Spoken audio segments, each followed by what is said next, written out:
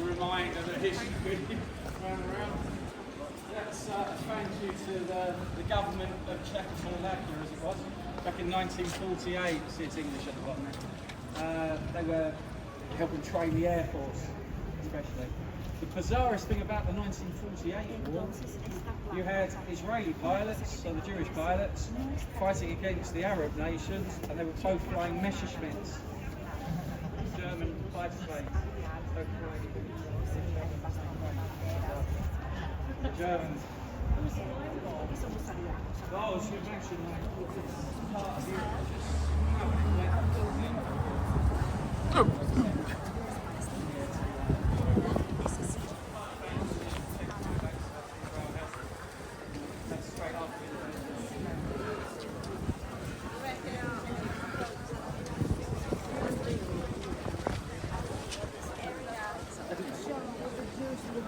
And the second of all, his girlfriend ever burned his job. So we don't have to go there, you kind of get... Start business up, go to Austria, somewhere like Salzburg, one of these places up, they still don't have the ice cream in the middle. We've only had the ice cream about 17 years. They still don't have it in places like Salzburg, so you can make a fortune. I'll take 10%.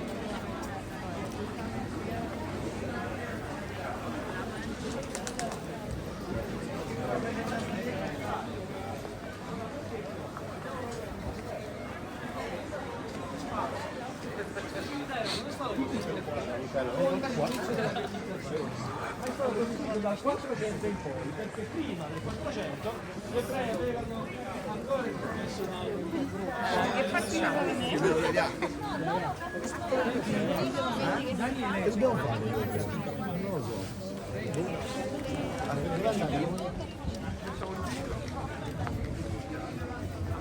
Step back.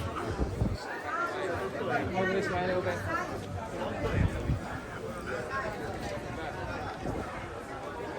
Step back as far as you can. You'll be able to see over the top of the wall. See how high it's coming. It's a bit hard to see at the moment. It's so busy at the moment. You see how high the graves are coming. Don't forget the difference in the street level. It's not going down just a little bit. It's way down, more than that wall to the Jewish street level. And it's Charles IV, he's the king who did absolutely everything. He made Prague 3 times bigger than what he inherited. So the graves used to be just outside the old town where the wall was, and now it's the new town and the new wall. So the graves are now miles from here. So the Jews were told, you're not bringing your dead all the way through the new town, you're going to have to bury them in the ghetto, and they need the space for the living. So they can't make the cemetery bigger like a regular cemetery. The only way they could go was up. So there's just body on body on body. They're estimating 12 layers. It's 12 bodies deep. Which means that section there, 90,000 people in that area. So that's Wembley Stadium in London. I was watching yesterday. I hate to say, team lost. 90,000 they're going to fit there.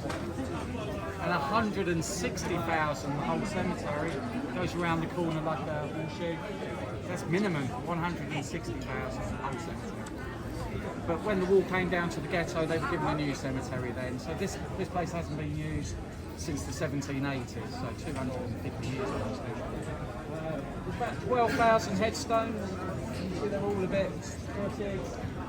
If you come on a ghost tour tonight, they might have other ideas. I'm pretty sure it's the floods, because until they raise the street level, the water would be just coming in, the floods, inside. So I think it's moving everything. On a ghost tour, I don't know what they tell you. I'm not here. I don't know. And the Clausen Synagogue, this is the exit. The white building, it's got the 10 Commandments, looking a little bit more Moses-like at the top there. And that was a happier place. It's like a cultural museum, this one. And the exits to the cemeteries at the top of the street. And the building at the top, that's where they used to prepare the bodies for the funerals. So they'd wash them and they'd bury within 24 hours, so pretty fast. So it's like a mortuary. And it's probably the only building that's not as old as you think. Because that building is built after this cemetery finished, so it was never used here. And it's only from 1900. So the only fake building in the city. It's where the undertakers used to work, preparing the bodies. And I actually saw this, it's Australia in my head, because I first saw that, I came here 25 years ago, but I saw that 36 years ago. And it was the Aussie band In Excess, their video Never Tear Us Apart. That's the first thing you see in the video. Michael Hutchins from the Girls Club, through there, saxophone player, pretty cool. So follow me and get a closer look.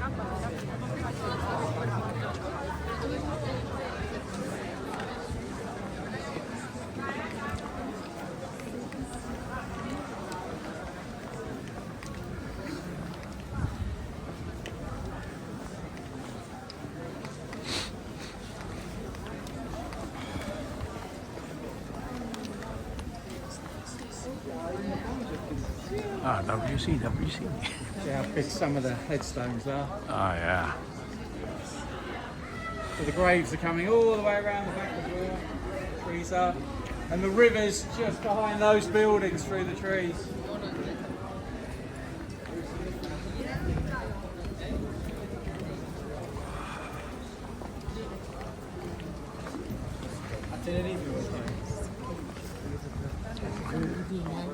Ah, there you are, across that movie. So that building hasn't changed at all from that video in 1987 when they filmed here.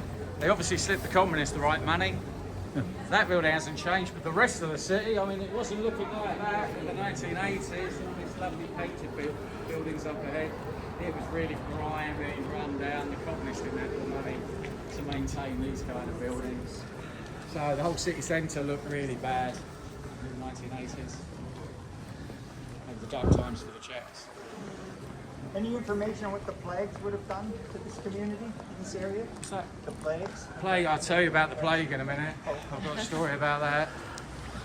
It's coming. Another nasty story's coming. And like I say, hardly anybody lives in the area. I mean, that street, Parishka Street, you've been down, I'm sure, in the buses, the ones with all the brand names, that street. That's the 17th most expensive street in the world. And the 18th in Prague, they're neck and neck. And oh, this is perfect. I've got exactly the car I'm always looking for when I tell this story. This Volvo. Picture the Volvo here, this car. That floor space up in the attic. And picture that length and 2 wide, basically. And that will tell you how expensive the street is. We're just around the corner from it. It had just a double bed, a sink and a shower behind a curtain as you open the door, behind the door. No toilet, you had to share the toilet with the other attic, and that floor space, that length, $2.5 million US. That's why it's the 17th most expensive street in the world. So imagine what the shops are paying, all those brand names. Imagine how much you get. Like Cartier. $5 million. And they always have more staff than customers. The only way you can tell you're in what was a Jewish area is when you look at the street signs. It's got Josefov underneath the street name. So if you turn the corner like the next street over, that's the Old Town district, because when they raised the street levels, it got given to the Old Town. So we're completely surrounded by the Old Town. So that's the only way you can tell. They've not put any like markers down on the ground yet, because it'll be there where the cars are now.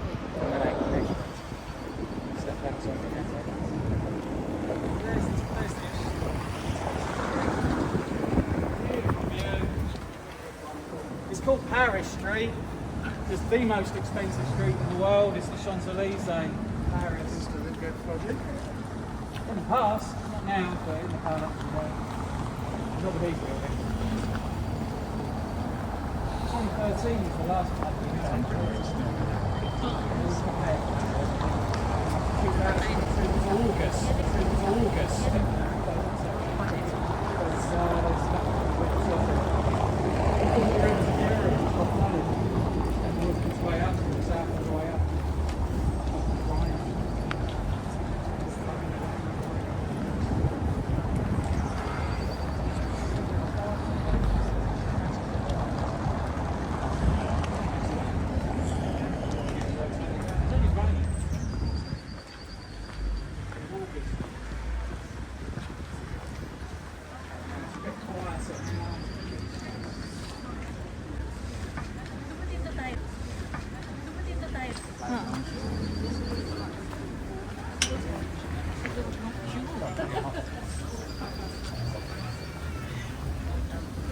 over the road here, that yellow column.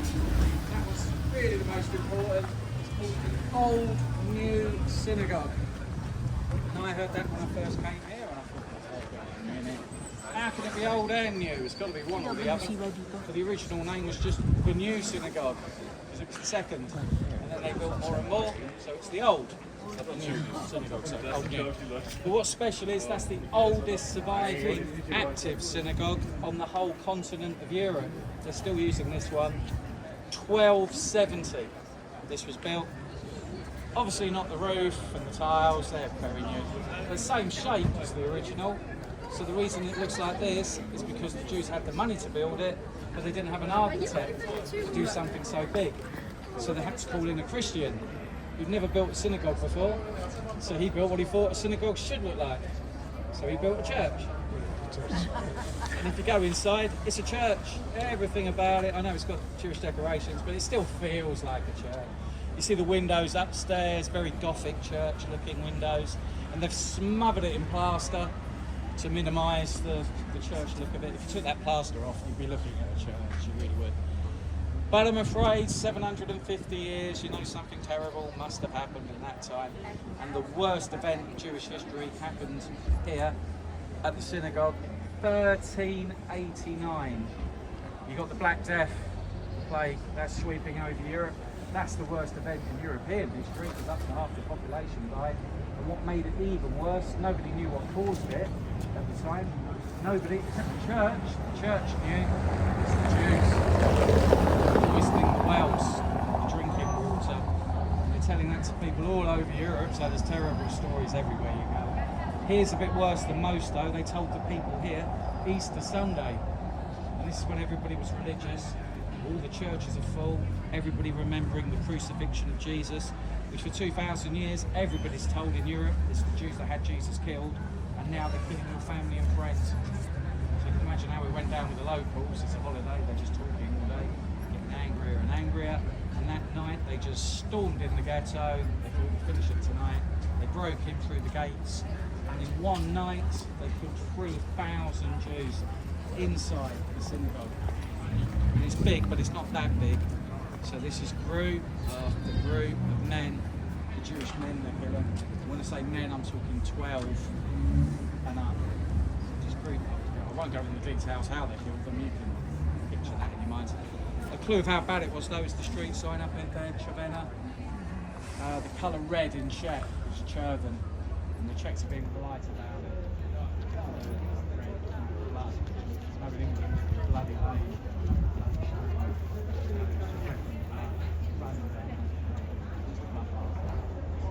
So that's the worst event. Because 3,000 means they succeeded. They killed just about every man in the ghetto in one go. So that's the worst event. So after that, I've got to give you one story that's not so gloomy. There must be something in 1,000 years. There must be something. The best I've got anyway is where the clocks are there. That's the Jewish town hall. The chief rabbi's there, it's the community centre. Chief rabbi is just below the lower clock, and everybody loves the lower clock. People take photos all day long. Right now it looks okay, it's slightly wrong maybe. If you come back in a few minutes, it will look very wrong, because a Christian designed the clock.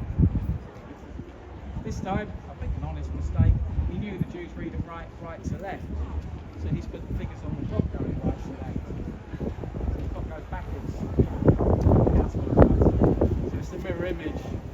It's the right. It's the same, yeah. So it's the mirror image is the same. If you come at 3 o'clock, it'll be 9 o'clock. It's just spinning the other way. And why they have the clock back to the 1680s? You've got the Turkish armies this time, the Ottoman Empire, Muslims, they've gone all the way to Vienna, capital of this empire. They've got it surrounded. Nearly 100,000 Turkish soldiers. I mean, they were serious about capturing it this time. It was the second time they've reached Vienna, and they were throwing everything at it, trying to break in through the gateways, through the walls. And doesn't look good for the Austrians after 3 months. The siege is lasting. So the Jews here, they're locked away, but they got together, collected a lot of money and gold, and literally just gave it to the Austrians and told them, you make new weapons, raise a new army. And that army, plus arriving German and Polish soldiers, led by the King of Poland, Sobieski, he brought his cavalry, the winged hussars, they were literally weak It's kind of their uniforms. If you watch the film version, you'd be laughing at this point. It's ridiculous. It's so Hollywood. After 3 months, they're finally breaking in. They're just about to capture Vienna, and out of nowhere, the cavalry arrives to save the day at the very last minute, and they push the Turkish away. And nobody knew at the time it was the high point of the whole Ottoman Empire. It was always backwards, slowly, very, very slowly backwards. That was the turning point. They had most of Hungary for another 150 years. They had Greece until the 19th century. Places like Bulgaria, 1908, they got full independence. And then the First World War finished them off. But if it gone the other way, if Prague had fallen, or if Vienna had fallen, then Prague would fall 100%. This would become part of the Muslim world. Then they're into Germany, which didn't exist. There's dozens of smaller states. So whether they could have stopped the Turkish after Vienna falling, who knows? So it's a world-changing moment in history. And the Jews in Prague were told, thank you very much, you can have a clock. And it goes backwards. Kind of like when you're retired. Yeah, exactly. And then they're locked away. They were locked away. That was their retirement. They're locked in the ghetto. Another 100 years. But they had a clock to look at after that. So now be brave. We've got to go over the roads. We've got to go to the expensive street to get to the last synagogue.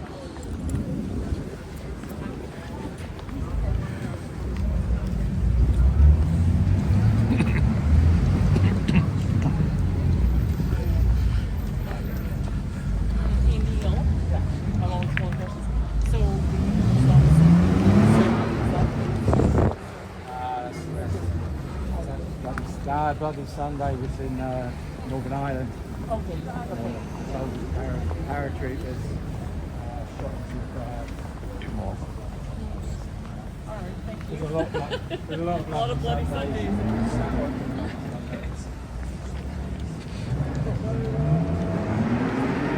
I love this building. I do love that building there.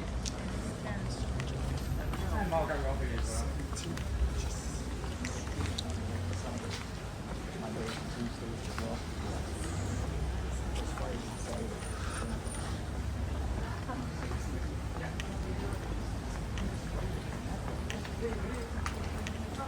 See through the gap. Nothing historic about it, it's just a one-off looking building. Kind of goes with the tower of the clock tower and this at the other end of the street. And the fifth synagogue's right next to it. You see the brown colour in the middle with the 3 long windows with the curvy tops. That one's called the High Synagogue. It's literally above your heads because you go down some steps there. And that was for the elders of the council, so high in that sense as well. So the Jewish councillors, that was their more private synagogue. So the public were in this one mostly because that was the biggest for most of history. There's only 6 survived. There were more than 6 before they changed the area. There were a lot more, dozens of small synagogues all over the ghetto area. The wings got added, by the way, to the old new synagogue because the community got bigger, and they separate the women and children, so the men are in the middle and the women and children in the wings around the sides. And that's where the golem is said to be sleeping. I don't know if you can see the golem. It's not the Lord of the Rings golem. He's in the souvenir shops, usually about that big, figure of clay. See it? It's like a brown, lumpy bit of clay. Back in the 16th century, the chief rabbi, he made this figure from the river bank, and it was supposed to protect the Jews. It came to life in magic, supernatural powers. Mary Shelley actually got inspired Frankenstein from the story. It's one of those inspirations. And like the monster in Frankenstein, anything alive that shouldn't be alive, you know it ends badly. Because instead of protecting the Jews, he started attacking them one day. So they had to think of him like a clay robot. They had to turn him off. So they switched him off and put him up in the attic to sleep. And that's where he's still said to be. And the Germans knew the story, and they wanted to prove there's nothing out there. It's a stupid old story. But the very first German that went up the attic, he instantly dropped dead. And everybody said, well, it's the golem that got him. So the Germans never went up there again. They sealed it off. That's the only way in now, those metal steps to that little door. And they made the door so small the golem can't get out. The life-size version is up here somewhere. So he could be still there, you never know. So we've got one more synagogue, another one outside here as well. Because there wasn't a ghetto here, because the Jews got spread out over the whole city when they changed the buildings, So there wasn't a ghetto in Prague. There was one just outside of Prague where these two Jews were sent. It's ironic you don't find these plaques, these stumbling stones they're called. Right here. They're all over the city except for the Jewish quarter because it stopped being Jewish. So you find hardly any in this area. There's only about a dozen in the whole area. But it's the last known address of Jewish people before they were put onto trains to go. Usually Auschwitz. These went to Terezin or Theresienstadt, which was the ghetto for the Jews of this country, because they called it the privileged ghetto, because it was for all the Jews of this country were sent there, rich and famous Jews from all over Europe, Jews that had the Iron Cross medals like that from the First World War, they were sent to Terezin. And part of the privilege was you're living in a normal town. People live there now. It's a normal town. It was a military town originally, so from the Austrian time, and it had a wall around it and a prison, which is why the Germans took it over. The prison built into the town, and its claim to fame before the Second World War, it was the place where the guy that created the world we live in, basically, Princip, the man that shot the Archduke Franz Ferdinand, that started the First World War, he died at the prison. Tuberculosis got him as well. 1918 he died. And that was its claim to fame. But then during the Second World War, think of it like this. It's very basic buildings, nothing fancy like these buildings, just basic blocks. And the worrying thing about it, it was the best place to be if you were Jewish. Still a horrible place because you're living like sardines. Because the classic way the Germans did things, they didn't come, say you're living in Berlin, they didn't come just throw you out the house. They got you to sign the property over to the state. In return, if you were an elderly couple, say in Berlin, in return you got keys to a residence at Terezin, where these two were sent. But when you got there, you get there with your bags, whatever you've been allowed to carry, and you get there, there's already about 16 people living there. They don't tell you that, but you've signed over your property in exchange for this property, but you're just sharing it. So with a lot of veterans and rich and famous people, the average age was quite elderly. So again, anybody with a sickness, when you're living like that, 16 to a 2-person home, then the sickness is going to spread. And 33,000 Jews died there from the conditions, so it was bad, but it was still better than anywhere else, and that's the most worrying thing about the place. But as the war went on, they were sending the Jews on to Auschwitz, especially, so they had to make room for new arrivals. But how the Germans had this place of privilege, on the surface it looked okay, so the Red Cross visited. They needed somewhere to show the world, oh, this is how we're treating the Jews everywhere. Because on the surface, it's looking okay. It's a normal town with everything you'd expect in a town. So the Red Cross guided tours, obviously, getting shown around. And they made a film there, Hitler Gives the Jews a Town. And that's the one to watch. You see the men in the workshops, women on sewing machines, kids playing football, they're putting on shows. But as soon as the director from Hollywood, as soon as he said, that's it, it's a wrap, eventually, he's trying to put it off as long as possible. He spent 9 days filming this film. Should have been 7, but he got it 2 more days, but then they said, like, you've got to stop now. But as soon as they did, they got put onto trains to Auschwitz. So most of the people you see in that film died, basically, at Auschwitz. So that's the scariest thing about that place. It was the best place to be, but still a horrible place. And that's where the Jews from this country were sent. They didn't have a ghetto in Prague. So keep your eyes open for these. They're everywhere in the city. I mean, literally everywhere. And they're called stumbling stones because you literally stumble upon them. And once you see one, you'll never stop seeing them now I've pointed them out. You'll see them out absolutely everywhere. Just not in this area. So we've got one more synagogue. One guy that does a lot of research.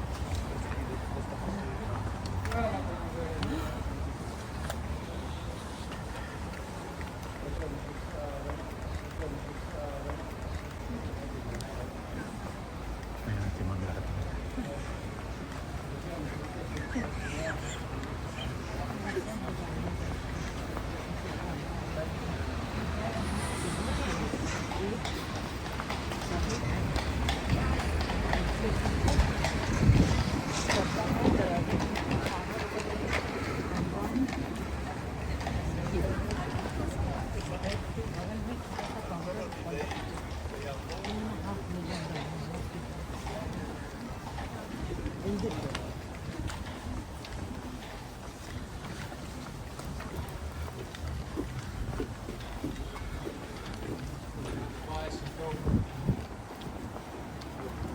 something home from Prague, take the bicycle. They sold 7 last year, they haven't sold 1 this year. It's about 15,000 euros, just over. It comes with champagne. It's only pedal, it's not even electric. They sold 7 though last year, 3 for Christmas. I didn't wake up with one Christmas morning, maybe next year.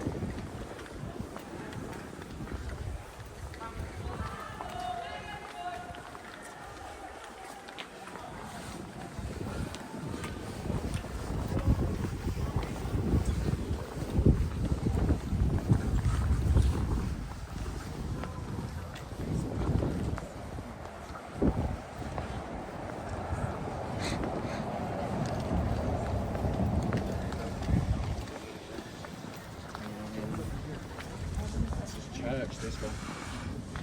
This church got built, it's hiding the last synagogue because the Christians had a brainwave after the ghetto wall disappeared. We can now convert the Jews to Christianity. So that's why they built the church inside the ghetto. We're right on the edge of it here because the wall turned left at the yellow building and left again at that lovely hotel. See, that's an American bomb site. That's the communist hotel there, the Intercontinental. They loved it, 1973 they put it up. They thought that's the most beautiful building in the city, that one. So right on the edge of the ghetto, I don't think it worked. And now this is a real church though. They're having a service right now. It's Sunday, isn't it? It's Sunday, yeah. They're having a service. It's Armenian. So it's an Orthodox Armenian service going on right now.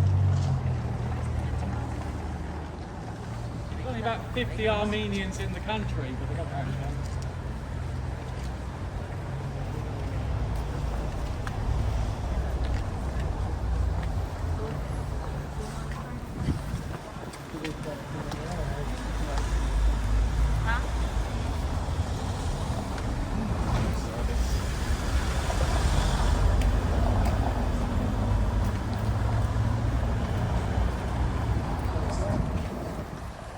Armenia's claim to fame is they were the first Christian nation.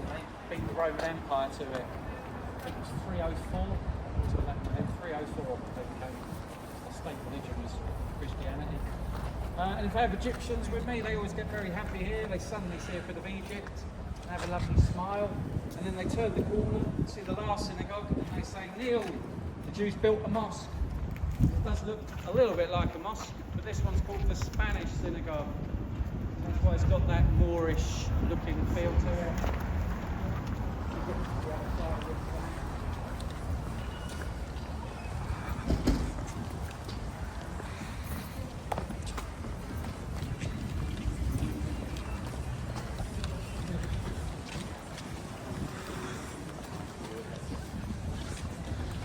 If you go to southern Spain, you find that architecture everywhere in the south of Spain, because the Muslims are there 700 years.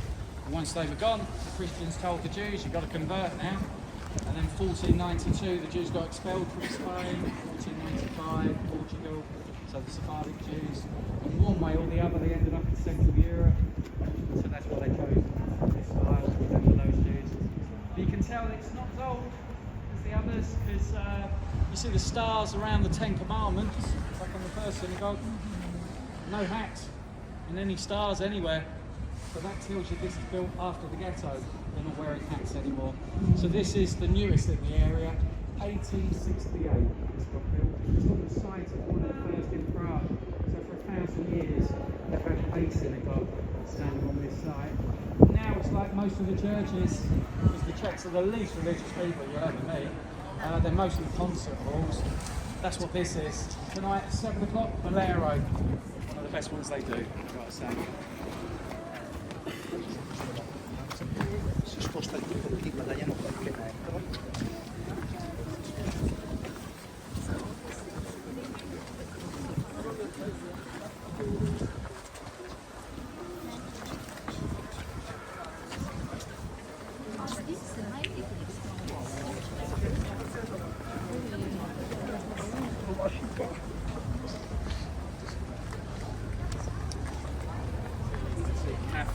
writer that I was talking about earlier.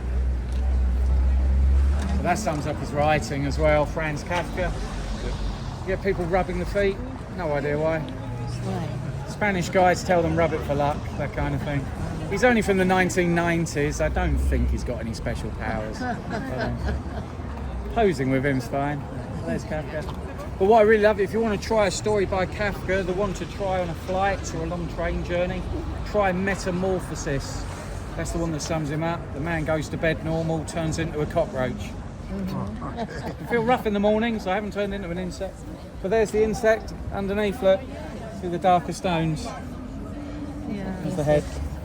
And the legs coming up. It's pretty cool. So metamorphosis.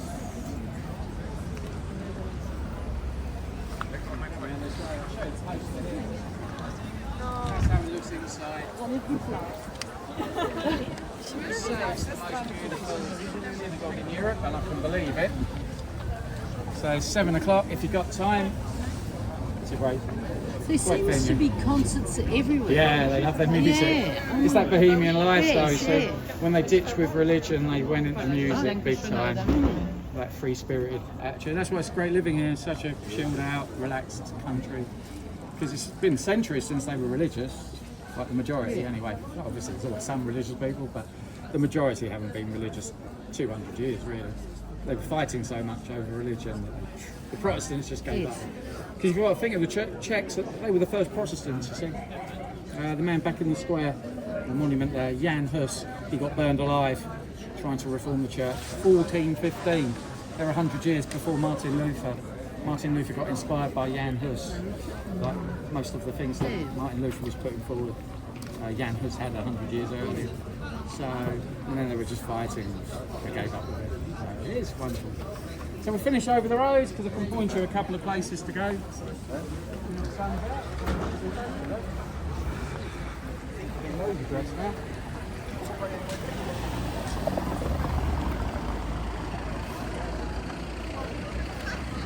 Why not?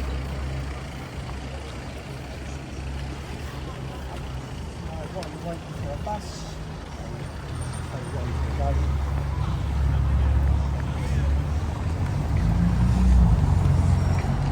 If you've got time to put your feet up now, I really recommend the top of this little street here. In the top left corner, you've got a place called Bake Shop. They do lovely homemade cakes and teas and coffees, that kind of place. But Czech, it's not Starbucks, not Costa, it's a real Czech business. And they were there when I first came here 25 years ago, so it's good to see them surviving there. Or if you want a lunch, because it is lunchtime, do a left at the yellow building, and about a 4-minute walk from here, down the street there on the left, you come to the restaurant Locale. So think local, L-O-K-A-L. And it's got food you like there for sure, you find something on the menu. And it's the right price, because keep in mind, this part of the city isn't normal. This is the most tourist taxed part of the capital city. Czech people aren't paying these prices in the restaurants where they live. How you can tell you're in a place the Czechs will use, before you go in a restaurant, don't look at the food menu first, look at the beer price. Even if you're not drinking beer, always find how much a large beer, half a litre, how much they're charging for that, and that tells you. If it's 80 and above, 80 and higher for a Czech beer, then no locals are going to be in the restaurant. In this area, the best you'll probably get is 60 something, and usually 70 something. That's good enough. I'll pay 70 something if I'm getting something for my money, like live music or the football's in English so I can listen. But otherwise, where I live, this will give you the example of what the real cost is. Where I live, 20 minutes from here with the metro, it's 36 for a large beer. Exactly the same beer in the square, 150 they were charging me. So that's the difference. Always keep your eyes out for beer. And so I always, like I say, from that coffee shop, the first place, it's only just around the corner to the square. So if you go up this street to the very end, turn right, you're back where we started. Literally just around the corner. And I'm at the castle. If you're coming to the castle, 2:30 I get there. I won't be there earlier. 2:30. So you're all good. You know where you're going? You're not lost? No, we are not lost. Any questions? I would like to take the red line to the castle. Yeah. So what time should I take the red line? 1:50 gets you there definitely early, but you'll be early. But you can get a drink there while you wait. I don't mind getting early, but I don't want to get late. Yeah. So 1:50 But definitely there gets you will there. be a red line. Yeah, At but 1:50. where we met. At 1:50. About 1:50. This restaurant is called breakfast. The one that's to the left, yeah. Go there and then turn left. That's it, yeah. It's on the left-hand side. Okay. Yeah. And how do you get back to the square then? Just up there. Turn right. Straight? Oh, thanks for that. Yeah. I know.